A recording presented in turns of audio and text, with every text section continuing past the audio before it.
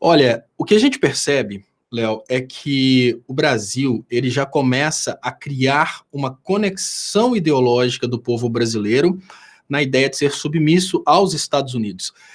O Californication, que foi uma crítica até do Red Hot Chili Peppers, que o resto do mundo conhece como americanização, é a ideia de que os Estados Unidos são incontestáveis porque eles são um modelo a ser seguido, porque eles são parceirões e a única coisa que eles têm para oferecer é o bem para todos. Isso é a ideia que os Estados Unidos começam a tentar colocar na cabeça do povo quando eles conseguem colocar um interventor naquele país, que é o novo país de controle. Isso acontece normalmente. Todo país subdesenvolvido, que os Estados Unidos conseguem tomar através de um golpe, através de uma guerra ou coisa semelhante, ele passa depois por esse sistema aí de americanização. E pasme, todos os países, mesmo aqueles países que foram destruídos pelos Estados Unidos, eles conseguem desenvolver dentro do próprio solo algumas pessoas que são a favor dessa intervenção americana,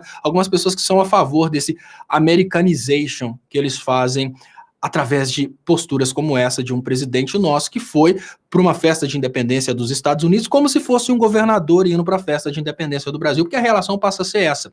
Só que existe uma pequena diferença. Os bolsominions, eles lutavam pelo Brasil como sendo dos Estados Unidos, porque existia uma ilusão no sentido de um Brasil sendo dos Estados Unidos, mas o Brasil tendo qualquer tipo de direito. Era aquela relação de um Brasil como um novo Estado americano, mas não é bem assim. A situação de colônia é diferente. Eu fiz uma comparação ontem que eu acho interessante, que é a comparação da diferença entre um filho e um serviçal. Olha, se o Brasil fosse um Estado, seria como o Brasil ser um filho. Existe uma relação de sangue, uma relação legal, uma relação de reciprocidade, direitos e obrigações. Já na condição de serviçal, o Brasil, como várias colônias indiretas dos Estados Unidos ao redor do mundo, eles estão na condição de servir sem ter direito algum, que significa que o bolsominion que bateu panela não vai ter direito a um passaporte emitido pelos Estados Unidos da América, mas vai ter todas as obrigações de pagar os tributos por ser uma colônia dos Estados Unidos da América. Quando o Bolsonaro procura a embaixada e continua solidificando essa linha ideológica, o que ele consegue fazer, na verdade, é demonstrar, pelo menos para sua base de aliados, que nós somos parceirões dos Estados Unidos, o que é uma grande mentira. Nós não somos parceirões dos Estados Unidos. Nós somos uma neocolônia, estamos vivendo uma situação de desindustrialização, estamos enviando todo o serviço confortável e bem rentável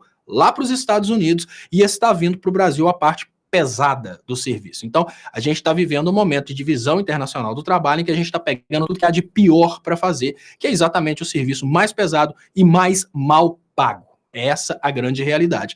E só para concluir sobre essa questão dos Estados Unidos, essa questão de chamar uma pessoa de terrorista, é uma questão que vem do Americanization, porque, veja bem, no momento em que você vê os Estados Unidos levando um porta-aviões para um país do Oriente e americanos saindo de caças e explodindo determinadas regiões, como o Trump comemorou a utilização das bombas mais poderosas dos Estados Unidos na Síria, a tendência natural é a gente olhar para aquela pessoa e falar que é um soldado americano, é um piloto, né, o exército americano.